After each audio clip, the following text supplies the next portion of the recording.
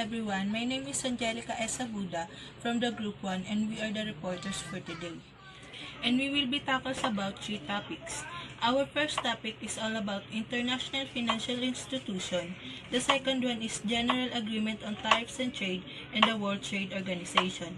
And our last topic is International Monetary Fund and the World Bank. But first, what is international financial institution all about?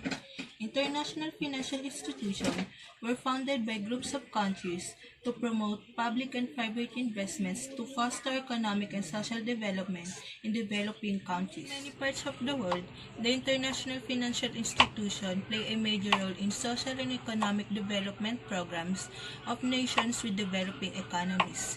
This role includes advising in development of projects, funding them, and assisting in their implementation. And here are the list of some international financial institutions.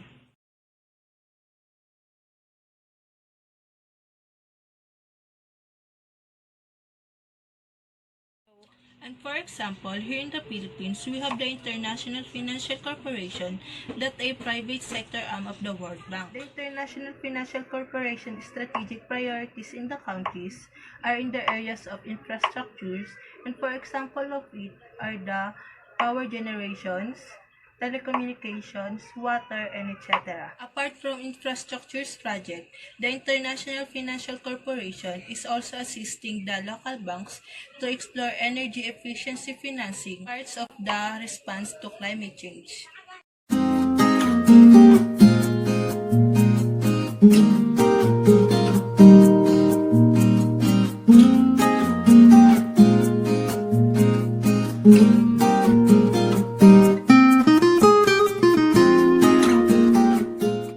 Good afternoon, classmates. I am the second reporter of Group 1. The continuation of Abuda's report. So my topic is about the goals of IFI and the World Bank Group.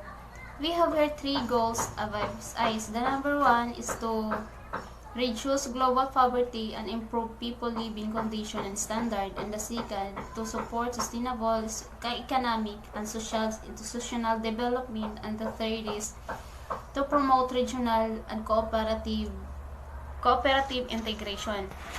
So when we say how to solution the problem of to reduce the poverty in the global is what we do. We need to create jobs or especially we need to raise the minimum wage as much as possible. As much as possible, it helps to the people can improve their living condition or standards. And on how to solution the poverty in a global is that we need to create jobs and to raise minimum wage, that we need to increase their people standard. The second goal is to support sustainable economic and social development. So I have example for that. So the example is like the police, the teachers, the president who are working with the government, the teachers. Those are workers are working in the public or private sectors. So we need to support them or sustain them in a particular that provided or goals in the institutions. The third is promote regional cooperation and integration. So for these reasons, as we need to cooperate in the institution,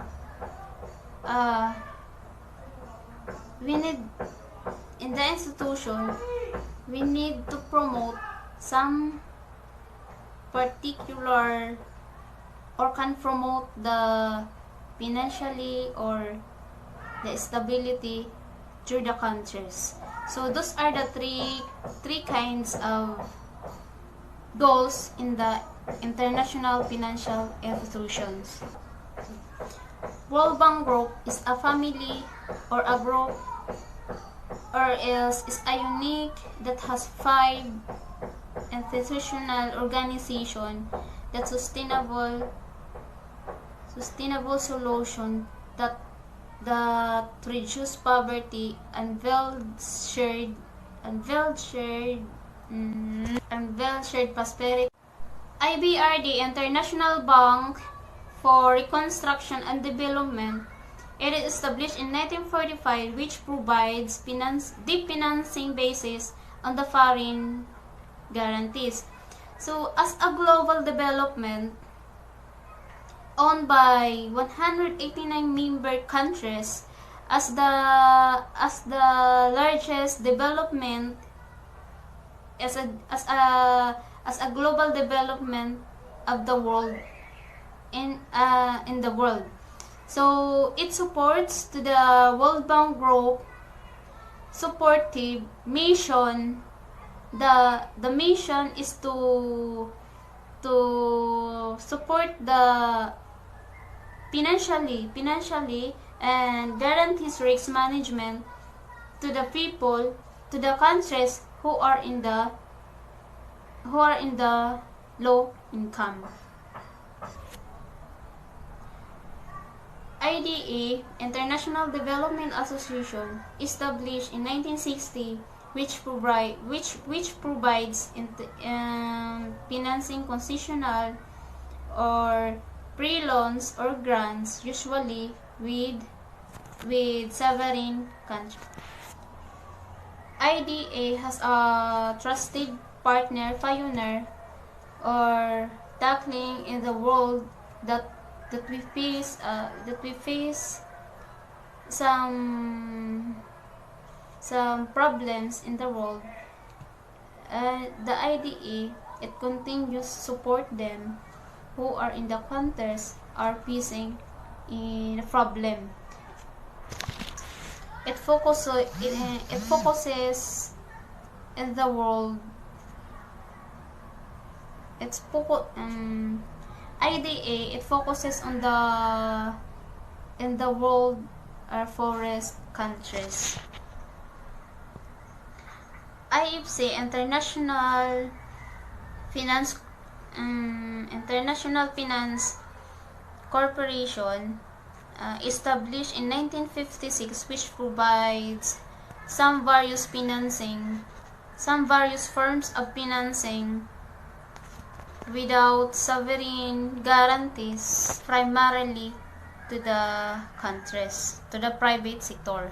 IFC, they work or they create some countries are in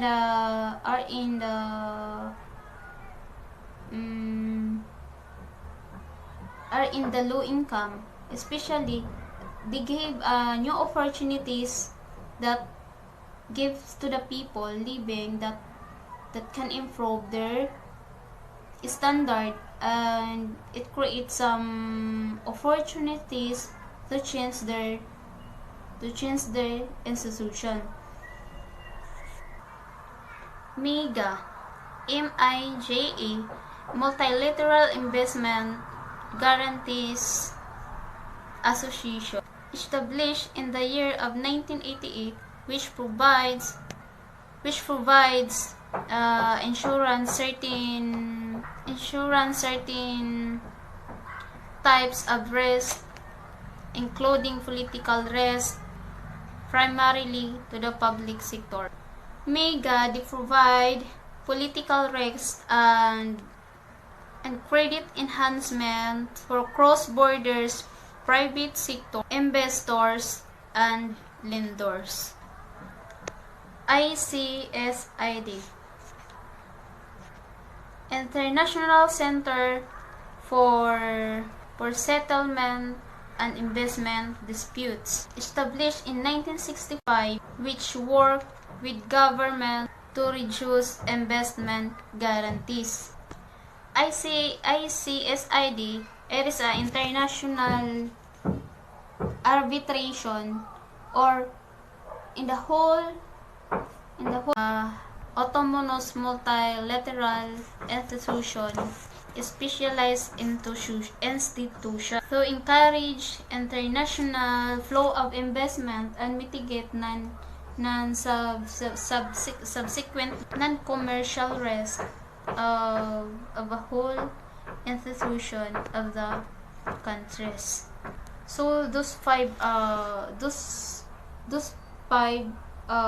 international organizations in the World Bank Group. In short, the IBRD and the IDE both organization are work in the public or the government sector, and the third is and the third, fourth, and fifth, they are working in a private sector. The IFC, the MIJA, and the ICSID, they work on the private sector.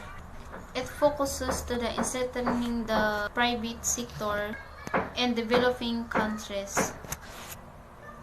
That's all. That's my report. That's all. Thank you. The list of international financial institutions included the first is the European Investment Bank. It was established on 1958, and the main objective of this is to have an integration or to combine those countries that under an European Union. Second is to have an balanced development. And the third objective of this is to have a cohesion when it comes to economic and social. Cohesion means to make those countries more closeness or to make those countries close when it comes to economic and social. European investment institutions also supporting those actions to lessen the effect on the climate change. The second institutions is what we call Inter-American Development Bank. So, from the word itself, Inter-American.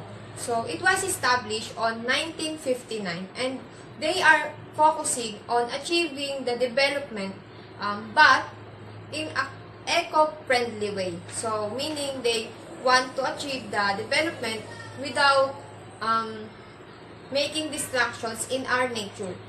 They are providing also loans, lending loans, and grants and technical assistance. And they are focusing on the gender equality, climate changes, and the rule of the laws on America. The third institutions is what we call Asian Development Bank.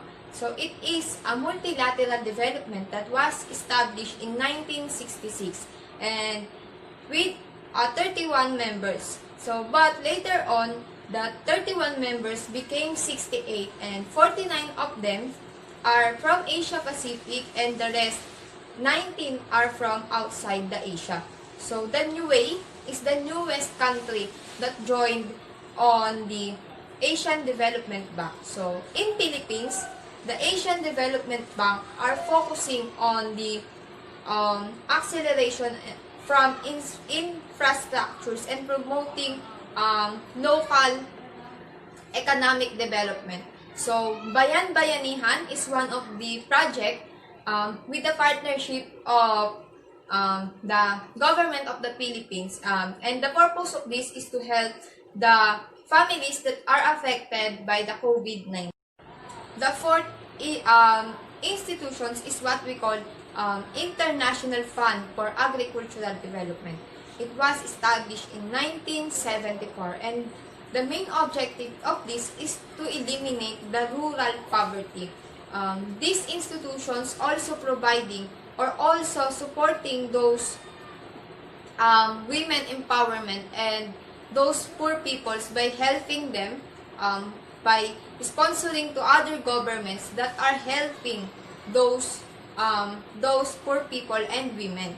So, in Philippines, they are more focusing on the indigenous group of people and those who are live in Mindanao by supporting a project that aiming to improve the access to the market, technologies, and rural financial services. Good afternoon. My name is Mark J. Kasamis from Group 1, and the topic is all about General Agreement on Tariffs and Trade, or GATT, and World Trade Organization, or the WTO. But first of all, what is GATT?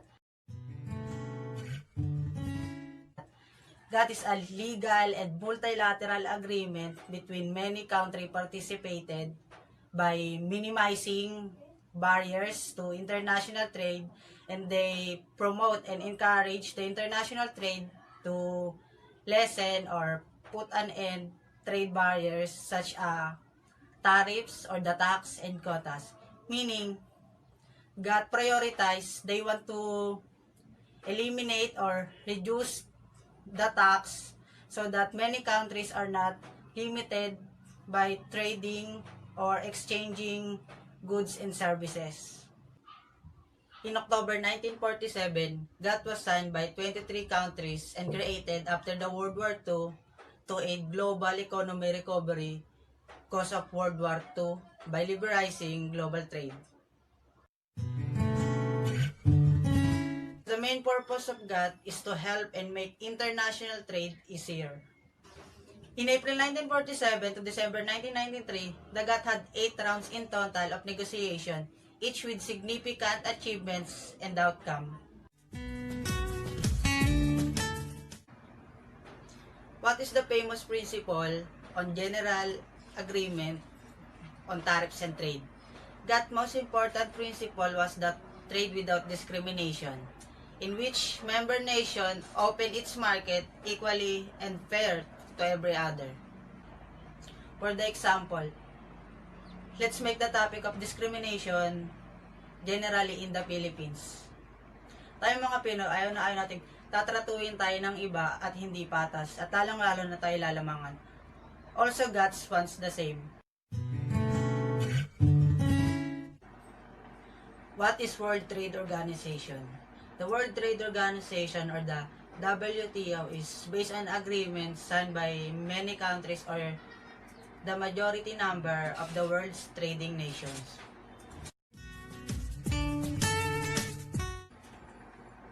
The main purpose of this organization is to help the producer of goods and services, import and exporters protect and manage their business.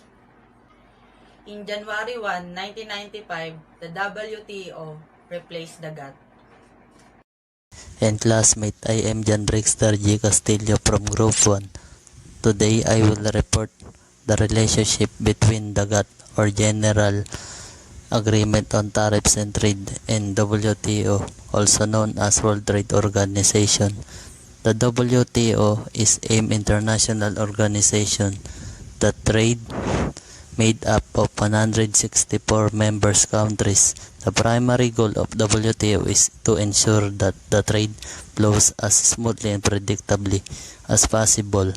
The General Tariffs and Trade was created after World War II to aid global economic recovery through reconstructing and liberalizing global trade.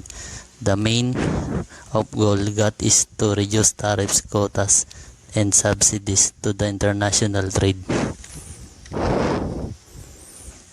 The WTO has a member GATT contracting parties, underscoring the fact and officially GATT was a legal text.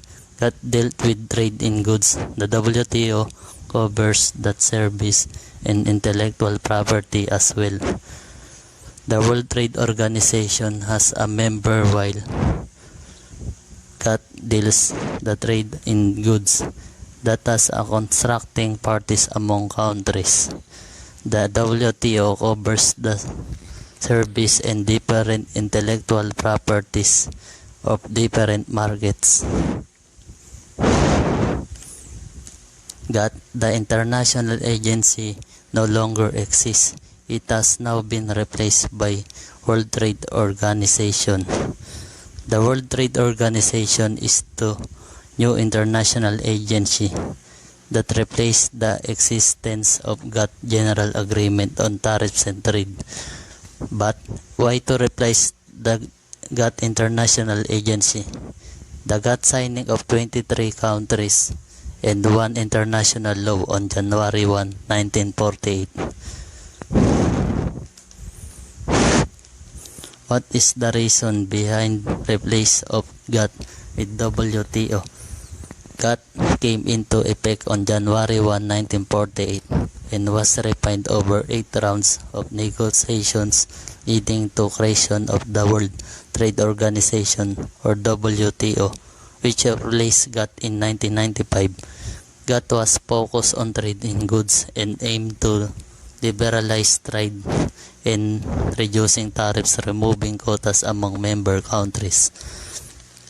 The WTO has created after 8 rounds of negotiation and refined in 1995. The GATT became effective since January 1, 1998. After 47 years, the GATT that focused trade the goods and aimed to liberalize to trade by reducing tariffs, removing quotas among other countries. Good afternoon, everyone. I'm Arely Shane C. Chavez, your reporter number 6. The World Trade Organization's global system is to lower the trade barriers through negotiation and apply the principle of non-discrimination. Example, a scenario of you in a market. You saw a beautiful dress and then you wanted to buy it.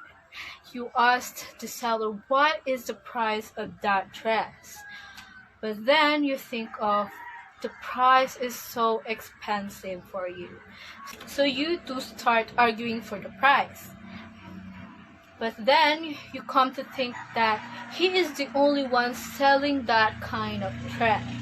So for you to get that dress and for him to sell you the dress, you will come to a part of negotiation. So that is the part of WTO or World Trade Organizations who think and analyze the perfect decision to make to that particular problem. Free trade industry may prevent developing economy to develop their infant industry. For example, if a developing economy trying to diversify the economy to develop their infant industry, they wouldn't be able to do it without some tariff protection. Same as the seller. If the sale price is too low for his expenses on producing the dress, he wouldn't be able to make a new dress. Since the World Trade Organization established on January 1, 1995, there is 7 countries that already a member. These countries are Ecuador, Estonia, Latvia, Kyrgyzstan, Colombia, Panama, and Georgia. The latest update of members of the World Trade Organization is 2016, and they are consisting of 164 members, including Philippines, and 24 observer countries. 16 countries aren't member and haven't applied to be a member yet. They are Aruba, Kuruku, Eritrea, Kiribati, Kosovo, Marshall Islands, Micronesia, Monaco, Nauru, North Korea, Palau, Palestinian Territories, San Marino, Sint Maarten, Turkmenistan, and Tuvalu.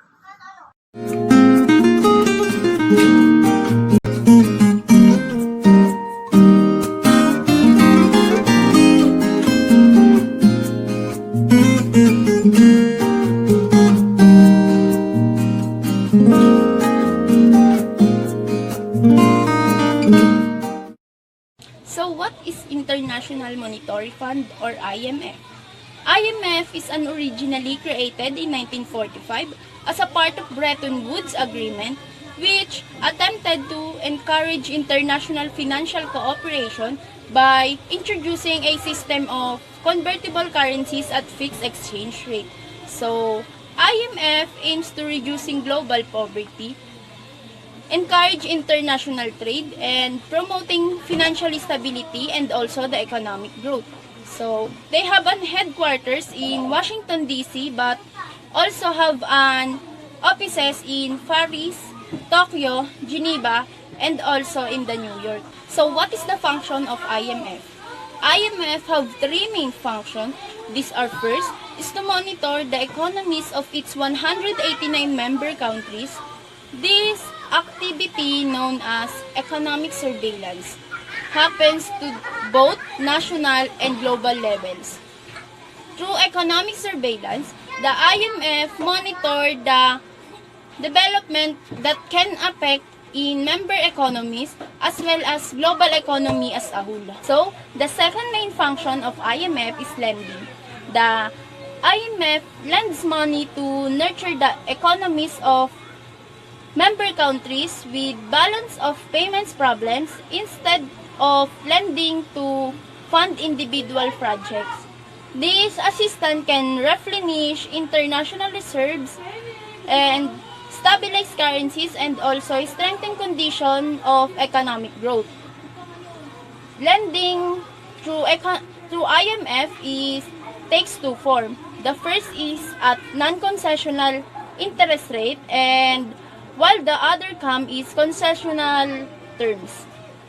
Is technical assistance through what it calls capacity development by providing assistance, policy advice, and training through its various programs. These technical assistance, they have four areas. The first is fiscal policy.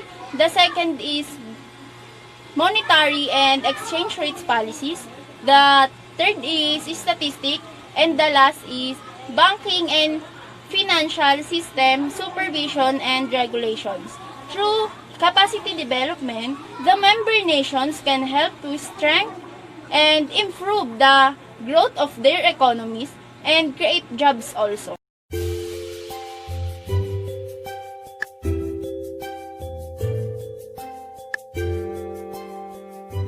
How does the International Monetary Fund, or the IMF, really works? Economic growth and financial stability makes a world a safer place. An economic policy affects people from the price of education, jobs, groceries, and other prospects in the near future. The ultimate goal of IMF is to have a solid foundation which help countries in financial markets. Keep the global economy run smoothly for our 189 country members who participate and work together to promote financial stability and prevent crises and facilitate trade through International Monetary Fund. The IMF does this by tracking the economic pulse each of its members by collecting and evaluating data. And also the IMF is lending money for those countries in times of crisis. So if you're wondering if yung Pilipinas ba ay may utang sa IMF, yes po, meron po. I will discuss it later on the disadvantage. But for now, how does the IMF help the Philippines? So the IMF helped the Philippines by providing or improving the quality of the monetary fund and the financial statistics.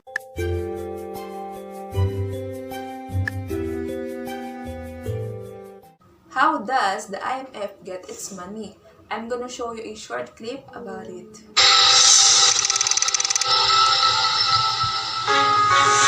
The International Monetary Fund, IMF, is a cooperative monetary organization whose mission is to ensure the stability of the international monetary system, the system of exchange rates and international payments that enables countries and their citizens to transact with one another. Its near global membership uniquely positions the IMF to help governments to manage the challenges posed by globalization and economic development. The key activities of the IMF can be classified under three areas: lending, surveillance, and capacity building. These activities promote policies and strategies through which members can work together to ensure a stable world financial system and sustainable economic growth. The IMF is a quota-based institution. Each member is assigned a quota based broadly on its relative economic position in the world economy. The IMF's core responsibility is to provide resources to its members experiencing actual or potential balance of payments problems, meaning that the country cannot find sufficient funding on affordable terms to meet its net international payments. Most resources for IMF loans are provided by member countries primarily through their payment of quotas. Borrowing provides a temporary supplement to quota resources and has played a critical role in enabling the IMF to meet members' needs for financial support during the global financial crisis. IMF financing is extended through arrangements that are similar to lines of credit and is based on an exchange of assets. The IMF provides financial resources to members with balance of payments problems by calling on members that are considered financially strong to provide freely usable currencies, i.e. dollar, yen, pound, euro, and renminbi. The borrowing country purchases the freely usable currencies with its own local currency, and the creditor country receives a liquid claim on the IMF, which is called a reserve tranche position. The creditor country earns interest at market rate on these claims, and they remain part of its international reserves. If the creditor country finds itself in balance of payments difficulties, it can immediately encash this claim. The IMF also extends financial assistance to low-income countries with trust resources through concessional loans and debt relief. The Special Drawing Right, SDR, serves as a unit of account for the IMF. Its value is based on a basket organization. The IMF has a defined income model to cover its cost of operations, and it employs a dedicated strategy to manage its financial risks.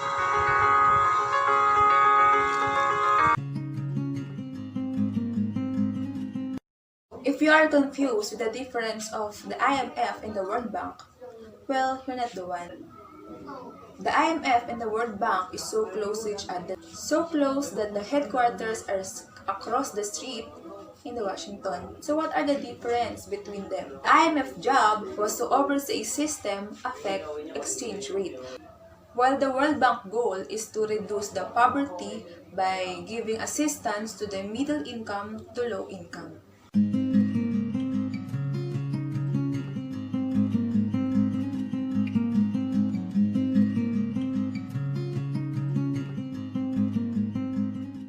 So what are the advantage and the disadvantage of IMF?